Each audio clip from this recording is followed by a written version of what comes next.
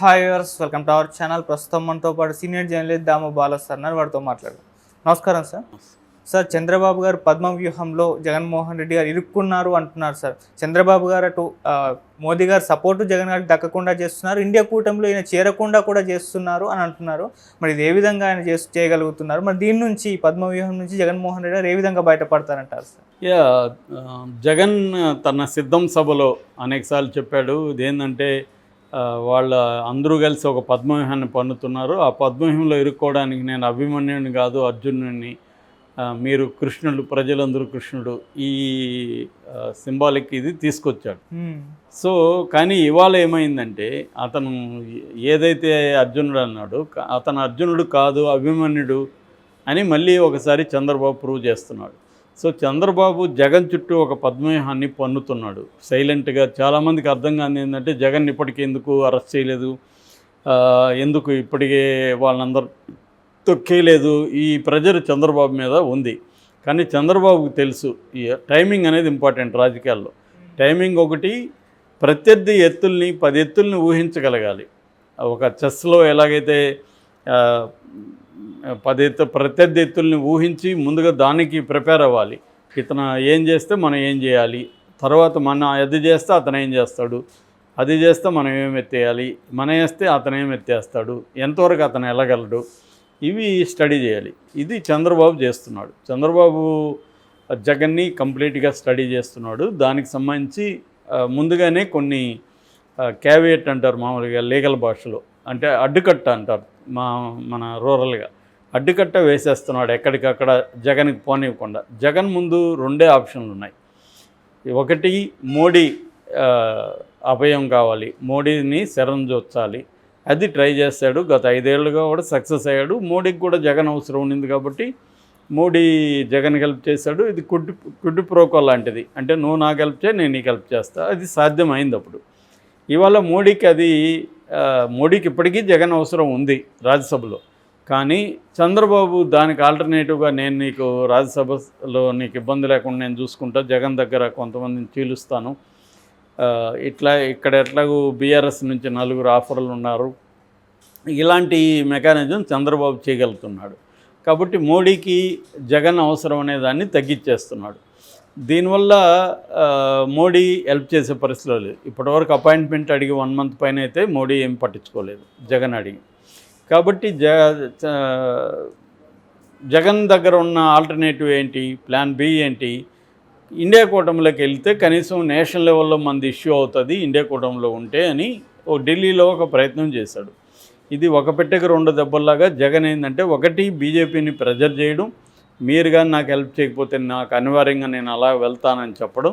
2, India కూటమిలోకి వెళ్ళడానికి ఒక attempt చేయడం, దారిని ఓపెన్ చేసి పెట్టుకోవడం.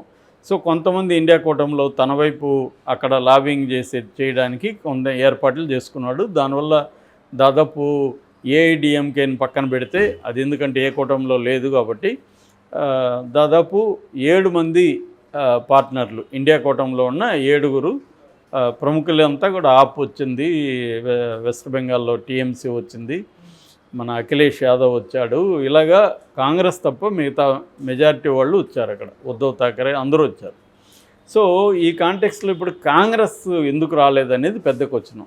దాన్ని జగన్ అడిగితే మీరే అడగండి, మణిపూర్లో అల్లల్ని ఖండిస్తారు, ఇక్కడిది ఖండించట్లేదు, ఇది మాట్లాడారు. ఒకవైపు ఏమో షర్మిల జగన్కి వ్యతిరేకంగా తీవ్రంగా మాట్లాడుతుంది. షర్మిల అనే ఆమె ఒక ఇండివిజువల్ కాదు, జగన్ చెల్లెళ్ళ ప్లేస్లో నుంచి ఆమె మాట్లాడట్లే, పీసీసీ ప్రెసిడెంట్గా మాట్లాడుతుంది.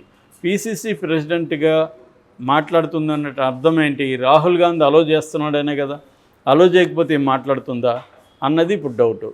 సో ఈ ఒకవైపు ఇక్కడ రేవంత్ రెడ్డి ఏమో ప్రో టీడీపీతో ఉన్నాడు. మొన్న కూడా కమ్మ సంఘంలోకి వెళ్ళి కమ్మ వాళ్ళందరినీ పోయాడు, ఎన్టీఆర్ని, చంద్రబాబుని, వీళ్ళందరినీ. సో ఈ కాంటెక్స్ట్ చూసుకున్నప్పుడు చంద్రబాబు వ్యూహం ఏంటి, జగన్ వ్యూహం ఏంటి? జగన్ వ్యూహం ఏంటి క్లియర్, అది అతనికి వ్యూహం అంటే 2 ఆప్షన్లే ఉన్నాయి. మోడీ వైపు వెళ్ళాలి, ఇండియా కూటమిలోకి వెళ్ళాలి. ఇండియా కూటమిలోకి వెళ్ళాలంటే కాంగ్రెస్ ఒప్పుకోకుండా ఇండియా కూటమి మిగతా వాళ్ళు ఎంత చెప్పినా కూడా ఇండియా కూటమిలోకి వెళ్ళలేడు. ఎందుకంటే కాంగ్రెస్ అది పెద్ద పార్టీ. ఓకే. కాబట్టి చంద్రబాబు ఏం చేస్తున్నాడంటే ఫస్ట్ మోడీ దగ్గర అడ్డుకట్ట వేయగలిగాడు.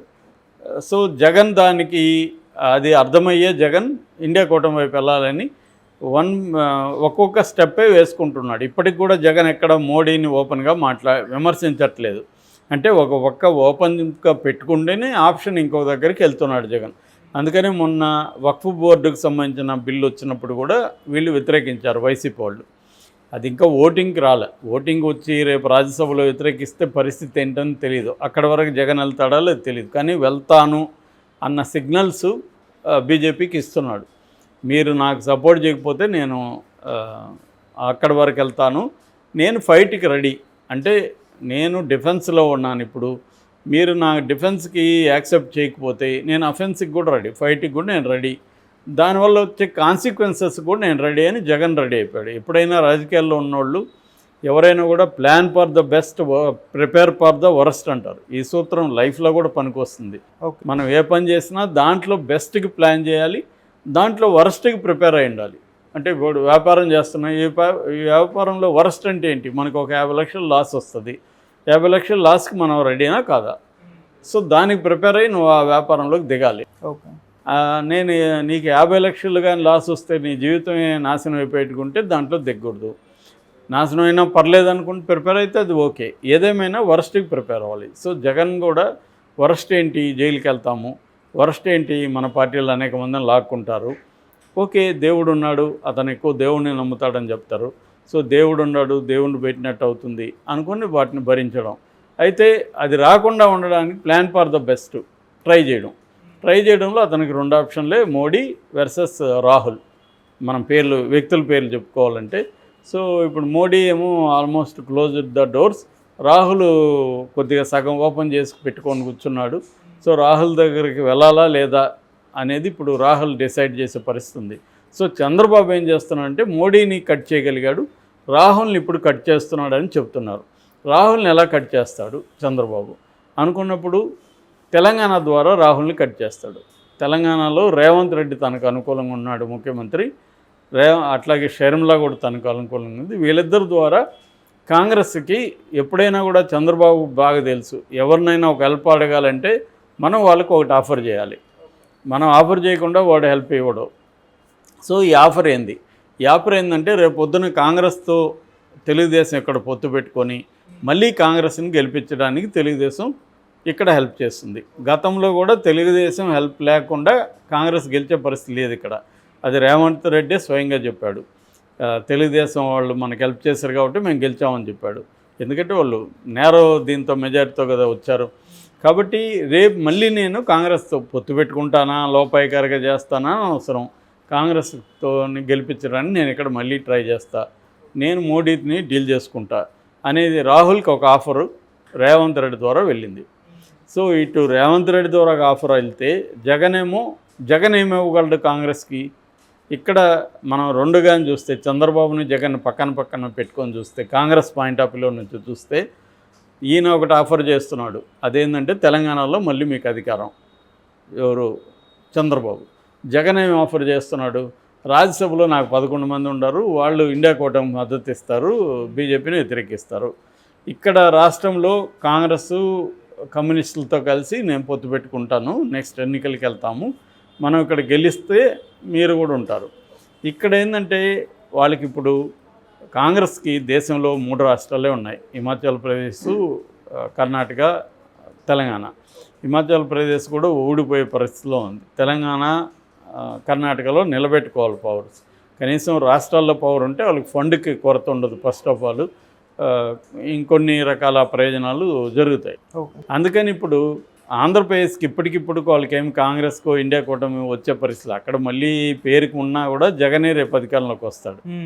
కాబట్టి జగన్ మన కంట్రోల్లో ఉంటాడో లేదు తెలియదు. ఇక్కడ రేవంత్ రెడ్డి కంట్రోల్లో ఉంటాడు. రేవంత్ రెడ్డి గెలవాలంటే చంద్రబాబు అవసరం ఉంది. సో ఈ సమీకరణలు తీసుకున్నప్పుడు చంద్రబాబు వైపే మొగ్గు చూపించే అవకాశం ఎక్కువ ఉంది. సో ఇది చంద్రబాబు పన్నిన పద్మవ్యూహం అని చెప్తున్నారు. ఈ పద్మవ్యూహంలో జగన్ ఎలా బయటకు వస్తాడనేది చూడాలి. ఇప్పుడు ఏంటంటే అటు పోలేక ఇటు పోలేక, మోడీ వైపు రాహుల్ వైపు వెళ్ళలేక జగన్ సైలెంట్గా ఉండే పరిస్థితి క్రియేట్ చేసి అతన్ని జైల్లో పెట్టించి ఈడీని ఎంటర్ చేయించి పిఎంఎల్ఏ చట్టం కింద లోపల పెడితే బెయిల్ ఒక 1 year 2 years రాదు. అప్పుడు మిగతా పార్టీలే అందరు వాళ్ళని తొక్కేయచ్చు అనేది చంద్రబాబు గేమ్ ప్లాను. ఇది మాత్రం చాలా పక్కాగా ఉంది. ఇది కానీ సక్సెస్ అయితే మాత్రం ఖచ్చితంగా జగన్కి గడ్డు కాలం, చంద్రబాబు సక్సెస్ అయినట్టుగా మనం అనుకోవచ్చు. Okay sir, thank you so much.